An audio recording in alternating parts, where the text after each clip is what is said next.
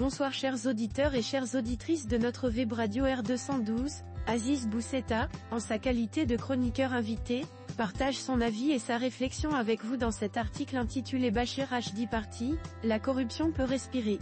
Voici son texte, que nous vous proposons en podcast.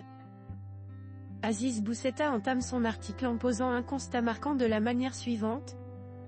Bachir Rachdi n'est plus le président de l'instance nationale de la probité, de la prévention et de la lutte contre la corruption, INPPLC. De tous les chefs d'institutions constitutionnelles, ou de gouvernance, ou les deux, qui ont quitté leurs fonctions dernièrement, le cas de Bachir Rachdi est le plus intéressant, et aussi celui qui devrait être le plus scruté. Pourquoi ? Parce qu'en matière de corruption, au sens large, le gouvernement actuel détourne les yeux, et qu'en matière de perception de cette même corruption, la société les écarquille. Notre journaliste poursuit en rappelant la définition même de la corruption selon la Banque mondiale ainsi.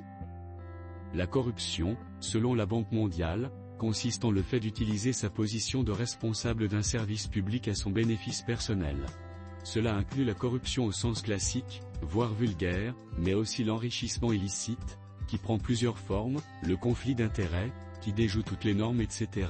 Alors, rappelons les faits, le Maroc est classé 99e pays sur 180 par Transparency, son plus mauvais score depuis 2012, et le gouvernement a réduit le budget de l'INPPLC de 270 millions de DH à 210 millions, la corruption se classe parmi les principales préoccupations pour les résidents, les Marocains expatriés et les entreprises interrogées. La Commission nationale de lutte contre la corruption n'a pas été réunie par M. Akanouche depuis 3 ans, il est là depuis 3 ans et demi, la stratégie de 2015, 239 mesures, 1,8 milliard de dirhams, et Transparency a gelé sa participation à Link.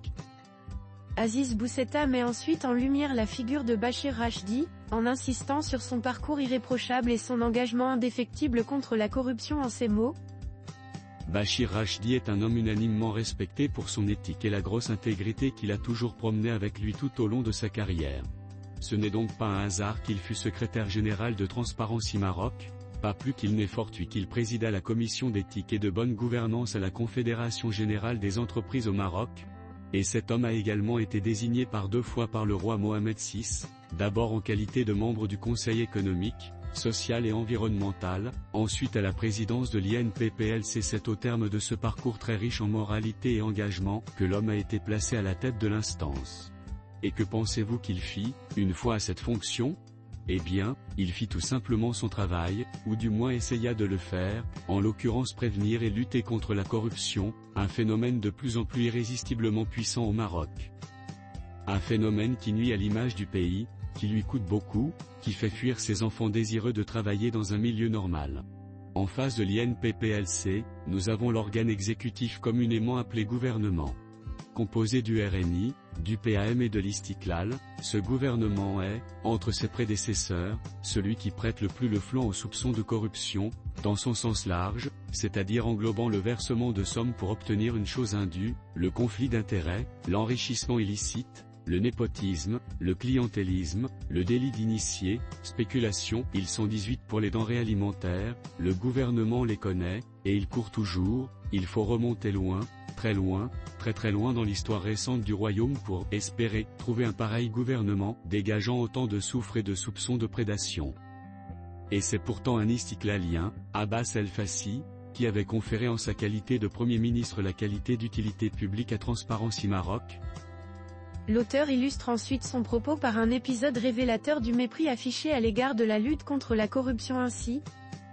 Et quand Bachir Rachdi, dont l'entreprise avait eu la joie d'un contrôle fiscal, avait voulu présenter son budget en commission à la Chambre des conseillers, fin novembre dernier, les élus RNI avaient décidé de quitter la salle, leur chef de groupe accusant M. Rachdi de lancer ses accusations de corruption dans tous les sens, quitter une réunion institutionnelle pendant la présentation de son rapport par un dirigeant d'instance de bonne gouvernance cité 2 fois dans la Constitution, voilà qui dénote d'une insoutenable légèreté de la part de certains de nos élus. Plus grave, le RNI n'a pris aucune disposition contre ses élus à la 2e chambre, ou au moins contre celui qui a décidé du retrait. Notre chroniqueur invité revient ensuite sur une déclaration clé de Bachir Rachdi, qui a voulu alerter sur l'impact économique de la corruption de cette manière. Il faut dire que le malheureux Rachdi avait cru bien agir en faisant bien son travail, déclarant voici quelques mois que le coût annuel des abus de la corruption serait estimé à 50 milliards de dirhams avec une retombée directe de 2% sur le PIB en raison de la baisse de la productivité, ajoutant que la corruption irrigue l'économie informelle, renforce les inégalités et dissuade les investissements, notamment en augmentant de 20% les coûts des investissements dans un contexte de corruption croissante. Qui peut mettre cela en doute ? Face au constat de l'instance, le gouvernement réagit à sa manière, par le déni. Et c'est ainsi que le porte-parole du gouvernement Moustapha Bettas, sérieux comme un ouragan, vient dire lors de son point de presse que la lutte contre la corruption relève des priorités du gouvernement. Et on est prié de le croire. Vient alors la question centrale, pourquoi Bachir Rachdi a-t-il quitté son poste ? Plusieurs hypothèses circulent. Pourquoi donc Bachir Rachdi est-il parti de son poste de président de l'instance ? Certains disent que c'est parce qu'il a failli commencer à marquer des points, d'autres rétorquent qu'il a failli tout court, et une troisième catégorie soutient l'idée qu'il est arrivé à la fin de son mandat. Les trois raisons sont possibles. Bachir Rachdi ne voulait pas marquer de points mais faire son travail, il n'a pas non plus failli car il a dit, écrit et rappelé au gouvernement la réalité des choses, et la question du mandat étant au Maroc très volatile, sa durée n'a jamais importé pour maintenir ou limoger quelqu'un.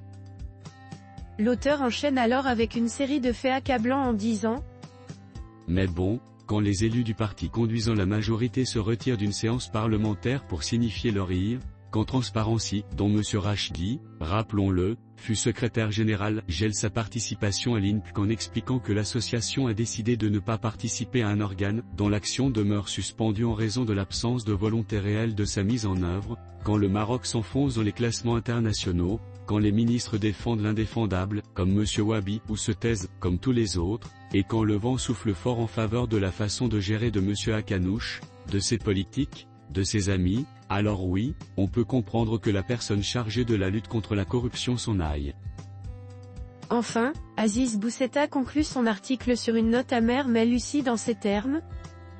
Disons-le, c'est dommage pour ce pays qui a tellement d'ambition et qui se donne tellement peu les moyens de les concrétiser.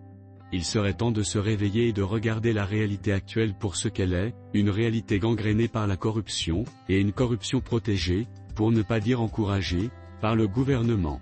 Oui, il serait temps de nous réveiller, car, plus grave que la corruption en elle-même, c'est son avenir prospère au Maroc qui inquiète. Le seul espoir reste, peut-être, dans les élections de 2026. Chers auditeurs de la web radio R212, merci d'avoir été à l'écoute de ce podcast, et de partager avec nous ce moment d'échange et de réflexion. Votre présence et votre fidélité sont notre plus belle récompense. On se dit à très bientôt, si vous le voulez bien.